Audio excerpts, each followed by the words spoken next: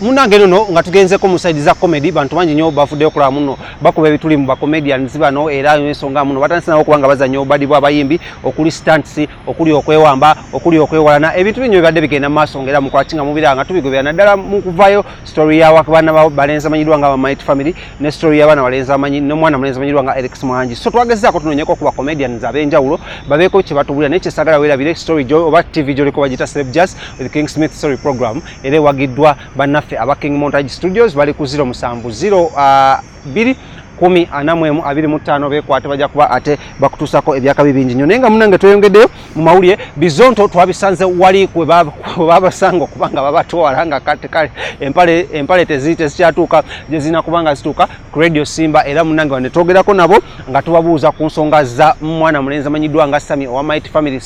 Sami Okoyi then ne mwana mulenzi Alex Muhangi tubagamba experience amaya aliyeta mulowooza emboozi ya Sami ekwatagana ne yammwe mutukikiza nti Alex Muhangi yabakubira naye ate Sami agamba Alex Muhangi si yamukubira agamba emmotoka gy'omutwaddemu yaddera mu ng'emboozi twagye bayite ya Sami ng'abannyonnyola okuwambibwa kwe mwenga bizonto mubyogerako kisaaba zonto n'agamba kankweko Smith bali abasajja bakuwamba ne bakusiba akandooya tosobola kutegeera na mmotoka essaawa eyo obolowooza biraamo oba alaama ekiraamo omufaliso gwange ne agenda okugusigaza n'ebintu ebifaanaganako ng'ebyo so naffe tetumanyi bulungi kyaliwo naye tetwagala okulowooza muno Alex Muhangi ataddewo platform ey'okubanga eyambako bakomedian okulaba bakolaki bakulaakulanya ekitonde kyabwe so Sami byayogera naffe tetumanyi but katulinde ne bawa Sami amagezi nga young comedian ne bayogera ne ku nsonga z'akapere okuba muno agezaako nnyo okusiruwaza bano abaana abato musika pale okuvayo kubanga asirwaza bana abaana batono bazanyisa obuzannyo bw'enjawulo ne bamusaba akule alekera okubanga ate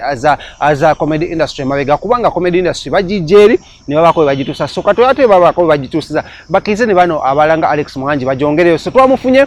mu exclusive interview by Bizonto ne byogerako naffe benjagala nkutuseke sawa zino oberengo obiraba ate tukomo tugende mawuli amalamangi nyo tovao. This is Celeb Jazz with one name, the king himself, King Smith. Abaleba BTM TV nyagala kwabuuzaako amanya gange nze Ssaabazonto amu mpita Kidomole naye nalyo mpita terina kusa mwebale kutulaba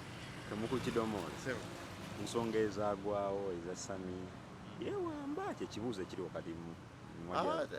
nadde nnyo njagala nnyo okwekusamba ebintu ebyo simanyi oba yeewamba oba teyeewamba ekituufu yakimanyi ku mutima gwe baba yeewamba yakola bubi baba bamuwamba sole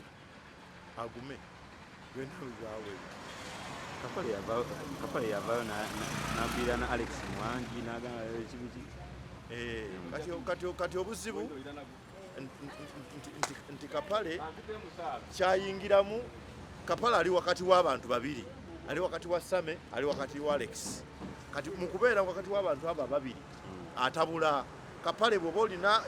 kyosobola okukola ng'okuva mu bintu by'abantu abo biveemu odde ebbali ensonga kibakuvuma ne bakuyisa bubi ne bakutyoboola biveemu odde ebbali Same alwana entalo ze ne Muhangi alwana entalo ze tosobola kubeera mediator w'abantu abo ensonga kibajja kuwayiriza nnyo nga bwakwese nga bwakoze eki ne byotaakoze ne byewakoze byonna bajja bikugamba abantu abasinga bagamba Kapale oyo mwana abadde abeera wa Kapale simanyi siina bukakafu kyesiinako bukakafu sagala kukyesibako nnyo naye nakyo kisoboka kubanga bamukwano